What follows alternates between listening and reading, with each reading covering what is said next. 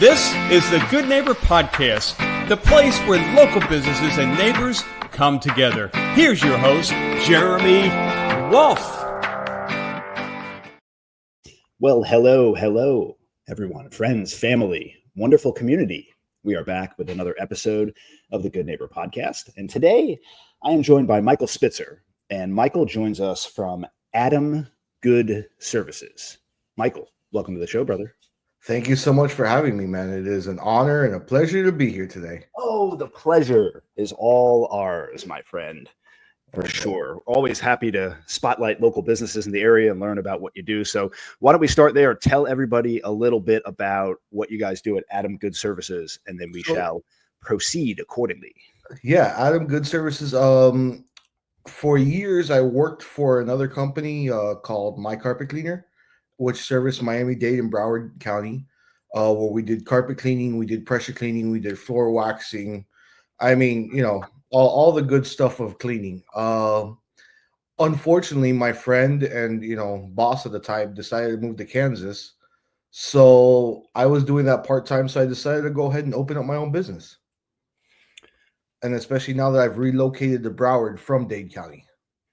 And so how long ago was that you started? It's been less than a year. I just started it up this year.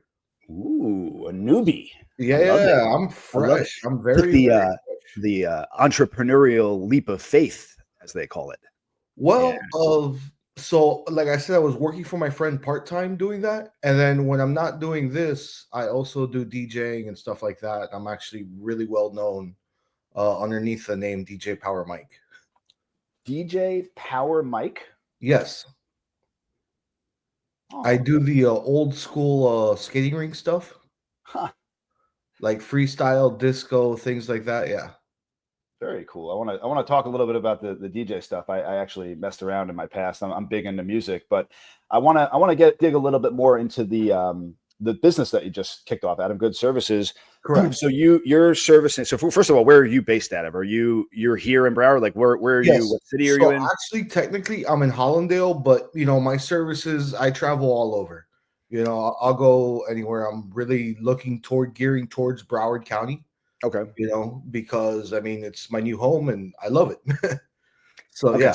So you're doing basically all things like carpet cleaning, pressure cleaning. Like, why don't you go down the gamut and talk a little bit about the different types of specific services that Adam Good Services is offering? Absolutely. Right now, because of the season, it's more pressure cleaning. All this is seasonal. So right now it's more pressure cleaning. Is the season to be jolly. No, everyone wants their pool, their pool decks cleaned. Everyone wants their driveways cleaned, things like that.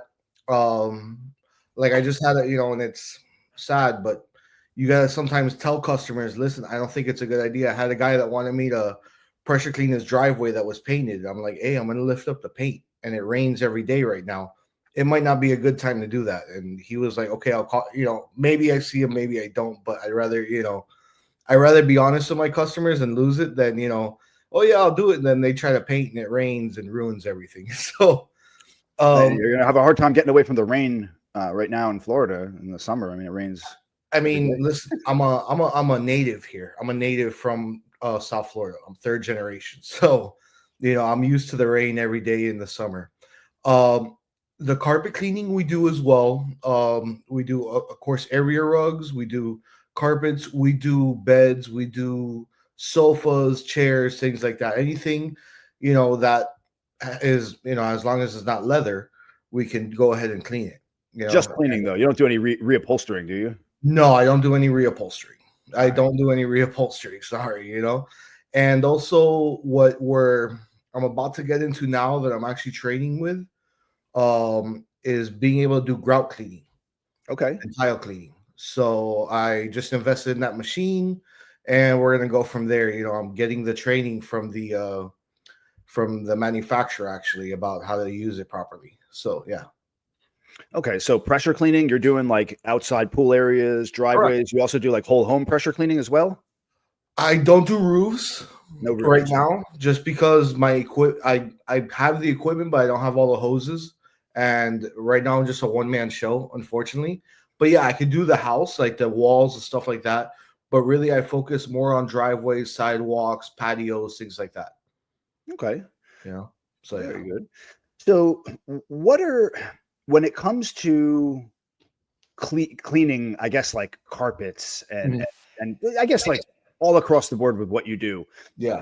One of the reasons that we do this show, aside from getting to know local businesses, kind of getting a look under the hood, learning a little bit about what they do, how they got started, really like education, right? Yeah. All these different businesses we have on the show, they're all experts in their trade. Correct. What are some of the most common misconceptions that your customers typically have surrounding some of the services that you do?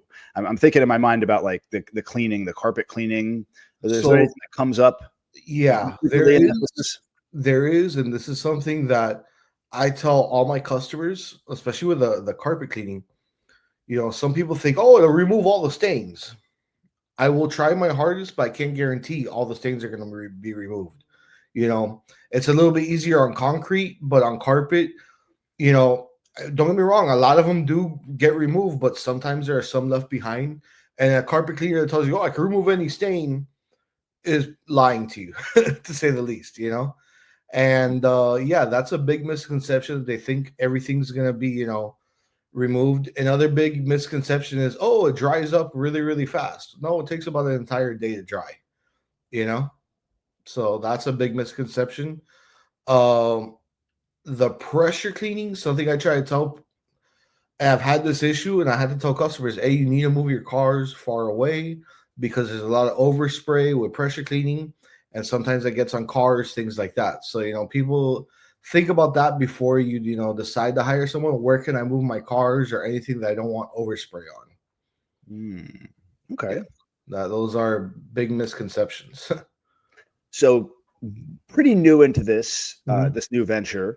What would you say has been one of the biggest challenges that you've faced, you know, getting this thing off the ground? You mentioned you're you know, flying solo, so you got to wear many hats with what you're doing. What have been some of the challenges, the biggest challenge that you faced over the last year? The biggest challenge right now is being able to get being able to get the business out there, you know, is one of the biggest challenges, because while I'm trying to get it out there, I'm also, you know, like, I'm getting calls to go do something. So I got to do it, you know, work it, and then still be able to, you know, advertise and things like that. So sometimes, you know, it takes up a lot of my time, but I'll be honest with you. Have you ever been down like a rabbit hole on the internet? Oh, no, never. Oh, well. Well, I am king of the rabbit holes. Okay. Friend. I am king of the rabbit holes. Yeah, no, like, I am the king. For pressure, for pressure cleaning and stuff like that. I love watching those type of videos. That's crazy. Okay. I find them very, very satisfying. So believe it or not, yeah, the work is hard, you know, but it's satisfying to me. It's like I'm making my own video as I go, if that makes any sense. Speaking of videos, have you ever done, I've seen videos before on YouTube. I don't know for pressure, I'm sure they're out there, but I've seen like landscaping videos where they'll go find a house that needs a lot of work, and they'll knock on the door and do a video, and they'll offer to do the whole job for free, and they'll film it and put it up on the YouTube channel. That's a cool way to kind of market the business and create some content and create a buzz in the neighborhood and that kind of thing. So something that you could do. Absolutely. You know, I've thought about that, but also I have this thing that if I'm going to do something for charity, I shouldn't make it public. Does that make any sense? You shouldn't make it. Yeah. Like, I shouldn't make it public. I just like, you know, I like doing it because it should be done, not because not for the market. Yeah, I get that, and I can see where they're coming from. But in reality, what you're doing a free service for somebody that needs the help, and you should benefit from that in some way. And if you could, you know, what's good for the goose is good for the gander. If you can create some cool content that resonates and get some exposure and visibility, I don't think there's much wrong with that. Yeah, from where I'm sitting anyway. So. Oh, well, you know what? I definitely will. I mean, if any of your listeners, you know, have an issue and they might be afraid to call because of money wise, tell them to give me a call, you know?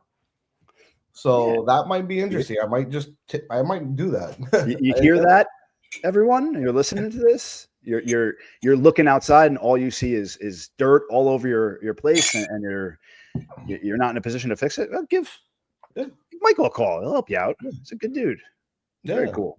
Yeah. So how long have you been DJing for? I've I had back when I went to UF back in Mhm. '98. I had a pair of at one point Techniques turntables with some records. 1200. I did. I was into the techno scene, and it's funny. I sold my old house like 5 or 6 years ago, Yeah. and I had those tables in my garage of that house the whole time I was there. Basically, like many other things, when you move, I moved it from storage in one location to the new house. And when I was moving, I was like, you know what? I'm not going to carry these. They're very heavy. I'm just going to leave them outside on the side of the road. Somebody will take them. So I left my turntables and packed up all my junk and moved all the junk. And it turns out that I would have used those turntables because now I'm heavy back into music, and I wish I had them for my setup. I have a keyboard, I have my guitar back here, my drum. I mean, if I had some tables, I'd be in good shape. So But anyway, I digress. Tell me about your DJing career. Yeah, well, I started when I was 13 in middle school. So doing like bar mitzvahs and whatnot. Doing bar mitzvahs, and remember, it's Miami, so I did quinces, I did sweet 16s. I did, all these different parties. It's funny because now I have customers that I've done the girl's quince, I DJ'd her wedding, and now I've done her daughter's quinces. So it's come full circle, huh? Full circle. It's come full circle. Exactly. Well, I mean, I would for years. It used to be called Super Wheels down in Miami. It was a roller rink. It was a Hot Wheels when I started. So I was DJing down there. I mean, it's the roller rinks is where I'm famous for, but I'm still mobile and things like that. It's once again, it's a passion that I chase. So now I know nowadays with DJing, they don't have the traditional turntable. Everything's all electronic, right? I've never played around with any of that new equipment. Do you use like that new setup? Do you have, because I've seen people spin, they have like sometimes they'll have records to scratch off of, or I don't know. Like, enlighten me. Tell me what's going on in the DJ scene. So what I have is called a digital turntable. It's a controller. Okay, it's made by Rain. I don't know if you remember Rain mixers back in the day. Okay. It was like the mixer to have with the SL1200s with those turntables. So I actually have motorized platters. So they actually spin, and it feels good because it feels like the old school. You can actually feel it, and I can bump the record to get it. You find your BPM, and then you're able to bump the record and get it to blend in. So I'm assuming since you're from the techno crowd, you might understand what I'm saying. Yeah, where you can bump the record because it's spinning, and you actually feel it spinning in your hand. So I actually do use digital turntables and do stuff like that. Yeah, it's a lot of fun. Cool. Yeah, you're making me like excited about. I want to get my setup going. I'm really, really big. I you see the guitar in the background. Yeah, I've been playing the guitar at 30 plus years, since I was like 13, and more on and off, but more off than on. And over the last couple of years, I have been like full force gung ho playing, like on average 2 hours every day.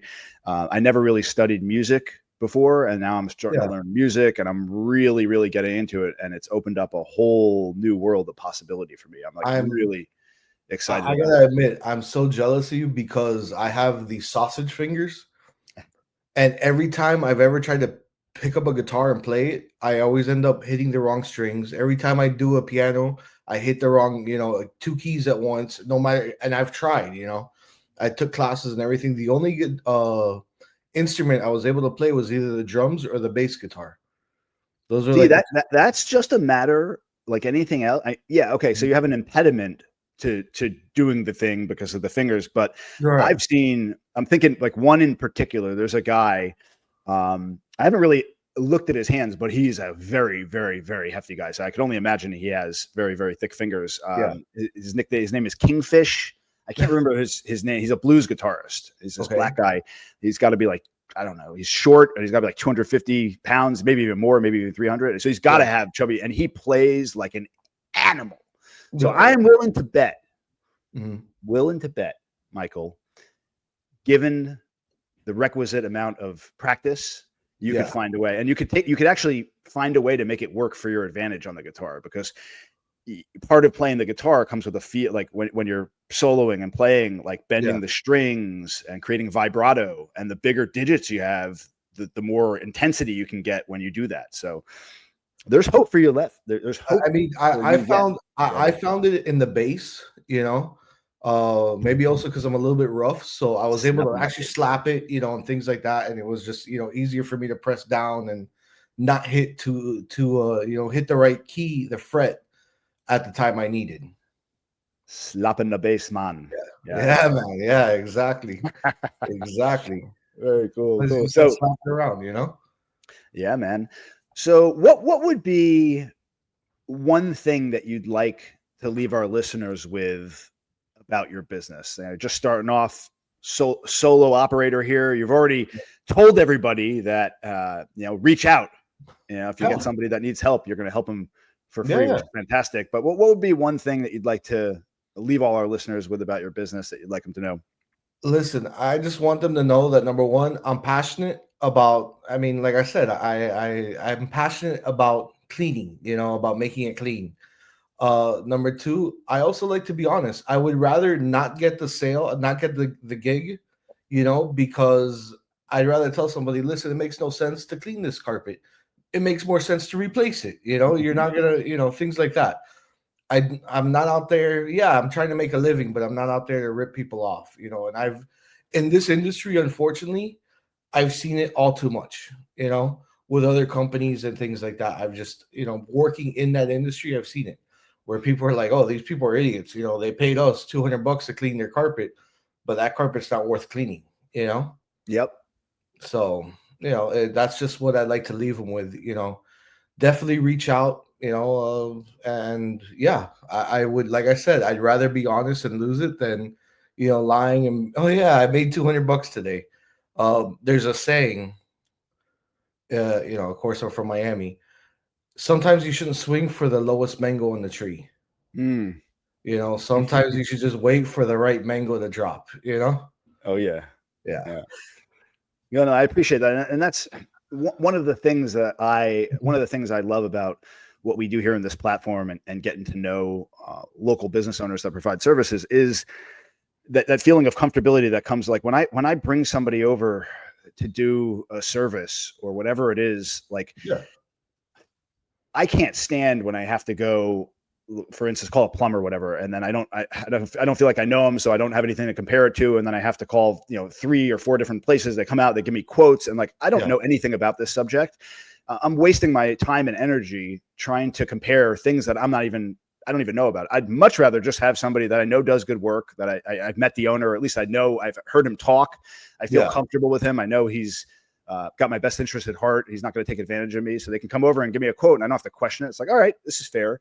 That's the goal. Unfortunately, that doesn't always happen because there's a lot of people out there that are taking advantage, but it's nice to get a chance to speak to an owner of a business and hear what they have to say. It makes you feel a little bit more comfortable. And that's, I totally agree with you, man.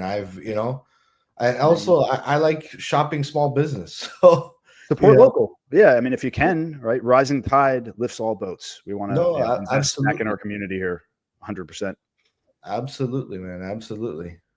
Good deal. All right. So why don't you tell us how we could learn more? What's the best way to reach you? Maybe share your contact information. Let us know how we can reach out. Absolutely. First and foremost, there's always the phone number, area code 786-234-4412. There's the email, which is adamgoodservices@gmail.com. There is also the website, adamgoodservices.com. You can reach us. Any of those 3 things. We're also on Instagram and Facebook. Like I said, we're just starting, so try not to judge too much by the social media, and it's, once again, it's hard to, take pictures of stuff and create content while you're doing stuff.